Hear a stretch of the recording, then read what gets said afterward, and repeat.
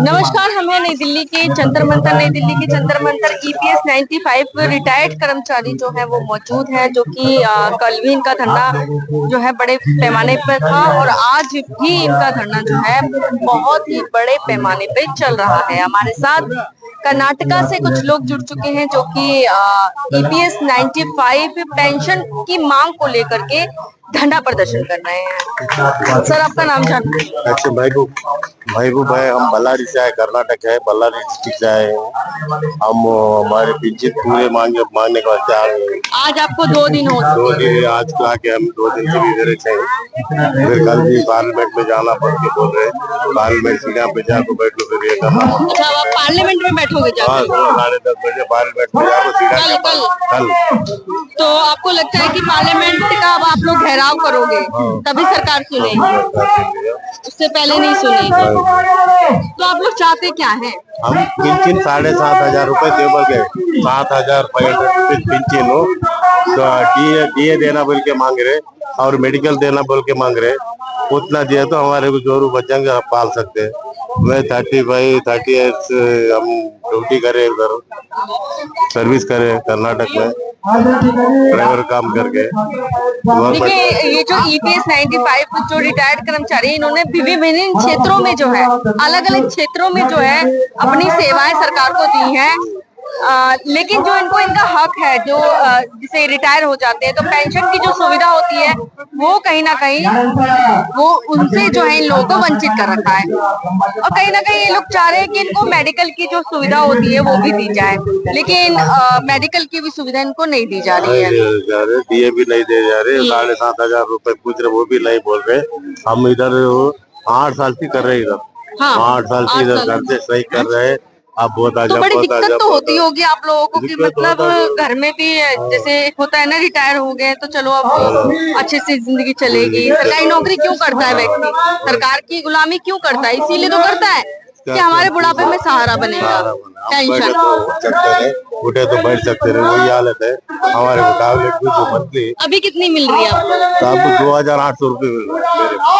देखिए, इस महंगाई में और 2,800 रुपए कुछ भी नहीं है, कुछ भी नहीं।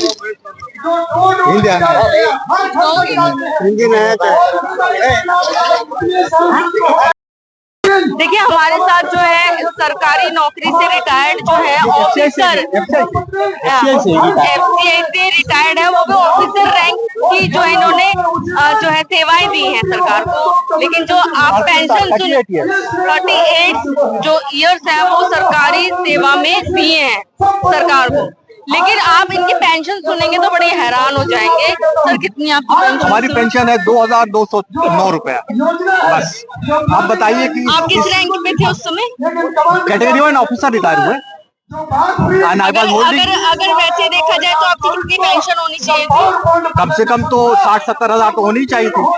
जो सेंट्रल गवर्नमेंट एम्प्लॉइज को मिलता है तो वो तो होनी चाहिए थी, लेकिन यहाँ उसका तो बुरा हाल है। आपको लगता नहीं है कि आपने जिस समय उस समय मेहनत करी होगी, आपने सोचा भी नहीं होगा कि कि इस तरीके का माहौल भी आपको देखना पड़ेगा, कि धरना करना पड़ेगा? आपने ये सोचा होगा कि मैं सरकारी नौकरी की तैयारी कर रहा हूँ, आगे बुढ़ापे में मेरा सहारा बनेगा। डेफिनेटली जब रिटायर हुए हम लोगों को, तो हम लोगों ने केस फाइल किया। ईपीएफओ के चूंकि ये साथ था, इसलिए पेंशन की उम्मीद बहुत कम थी। इसी वजह से हमने फाइल किया सुप्रीम कोर्ट में। आज सुप्रीम कोर्ट के जजमेंट 3 साल हो गए और आज तक इम्प्लीमेंट नहीं हुआ है। जो 9/2014 से पहले रिटायर हुए हैं उनका तो कोई केस हुआ ही नहीं है, लेकिन जो 9/2014 के बाद के जो रिटायरी हैं उनका उन्होंने डिमांड लेटर भेजा है। उनसे पैसे कलेक्शन किए जा रहे हैं। कोई किसी से 20 हजार मांगा जा रहा है, 20 लाख, 18 लाख, ये ईपीएफओ। और लोगों ने दिए हैं। वो कैसे दिए हैं? जमीन बेच के, मकान बेच के, लोन, बैंक से लोन लेकर के दिए हैं। और अभी भी उनका पेंशन नहीं हुआ है। पैसे सब जमा हो गए ईपीएफओ में और अभी तक पेंशन नहीं। पहली बार तो मरी थी, अब दूसरी बार भी मर गई। दूसरी बार। तो अब आप बताइए कि किस तरह से ये होगा। बहुत से लोगों ने तो पैसे भी नहीं दिए कि अब कहाँ से 20 लाख, 18 लाख, 15 लाख मतलब अगर देंगे। आपकी जो दुख की घड़ी में है उसमें भी फायदा उठाया जा रहा है। तो सर अब आप लोग चाहते क्या हो सर? हम लोग चाहते हैं कि हम लोग का एक पेंशन फिक्स हो, जितना मैक्सिमम से मैक्सिमम हो सके फिक्स करे गवर्नमेंट, और लोगों की भलाई के लिए काम करे। कर्नाटक से जो है काफी संख्या में ईपीएस रिटायर्ड कर्मचारी हमारे साथ जुड़ चुके हैं। Sir KS. राजन, नाम नाम नाम के.एस. राजन्ना, केस राजना। तुमको हिंदी तो आता है ना समझ में? आप यहाँ क्या करने आए हैं? ಕರ್ನಾಟಕ से ತುಮಕೂರಿನಿಂದ ಬಂದಿದ್ದೀವಿ ನಾವು NACPS 95ಗೋಸ್ಕರ ಬಂದಿದ್ದೀವಿ. ನಮ್ಮ ಬೇಡಿಕೆ ಏನಂದ್ರೆ 7,000 ಪ್ಲಸ್ DA ಪ್ಲಸ್ ಇಬ್ಬರಿಗೆ ಗಂಡ ಹೆಂಡತಿಗೆ ಮೆಡಿಕಲ್ ಸೌಕರ್ಯ ಕೊಡಬೇಕು ಅಂತ ಕೇಳ್ತಾ ಇದ್ದೀವಿ. ಸರ್ಕಾರ ಕೇಳ್ತಾ ಇದ್ದೀವಿ. ಆದಷ್ಟು ಶೀಘ್ರದಲ್ಲಿ ನಮ್ಗೆ 7,000 ರೂಪಾಯಿ ನಮ್ ಬೆನಿಫಿಟ್ ಏನಿದೆ ಅದನ್ನ ಕೊಡ್ಬೇಕು ಅಂತ ನಾವು ಕೇಳ್ತಾ ಇದ್ದೀವಿ. ಸೊ ಅದರ ಜೊತೆಗೆ ಸುಪ್ರೀಂ ಕೋರ್ಟ್ ಆದೇಶ ಇದೆ, ಆ ಸುಪ್ರೀಂ ಕೋರ್ಟ್ ಆದೇಶನ ಚಾಲು ಮಾಡಿ ಆದಷ್ಟು ಬೇಗ ಶೀಘ್ರದಲ್ಲಿ ನಮ್ಗೆ ಮಾಡ್ಕೊಡಿ ಅಂತ ಕೇಳ್ತಾ ಇದ್ದೀವಿ. अगर ये डिमांड आपकी पूरी नहीं करती सरकार तो आगे आप क्या करोगे? अब ನಾವು ಅವರು ಒಂದು ಪಕ್ಷ ಅವ್ರು ಕೊಡ್ದಿದ್ರೆ ನಾವು ಉಗ್ರವಾದ ಹೋರಾಟ ಮಾಡ್ತೀವಿ. कितने लोग आए हो कर्नाटक से? आप कर्नाटक से कितने लोग आए हो? ಕರ್ನಾಟಕ 1,000 ಮೆಂಬರ್ಸ್ ಆए. मतलब कल आप संसद का घेराव करोगे? कल घेराव ಮಾಡ್ತೀವಿ ನಾವು ಸಂಸತ್ में. इसके बाद हमारे राष्ट्रीय महासचिव वीरेंद्र सिंह साहब से मैं विनती करता हूं कि उन्होंने मार्गदर्शन कीजिए. वीरेंद्र सिंह साहब.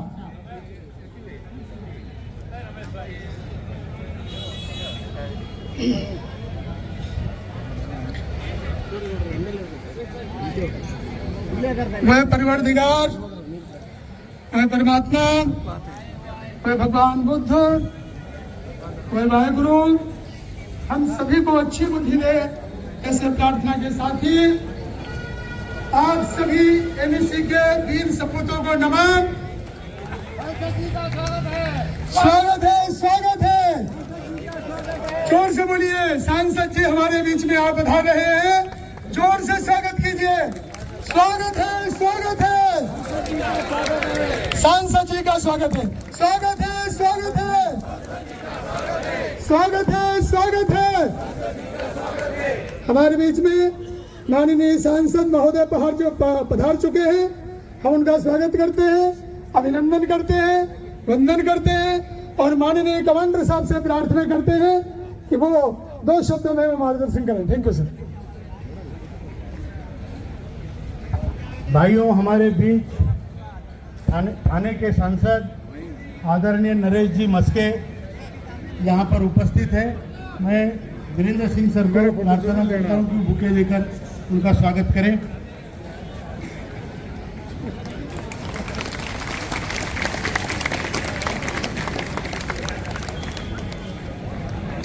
मैं सांसद जी को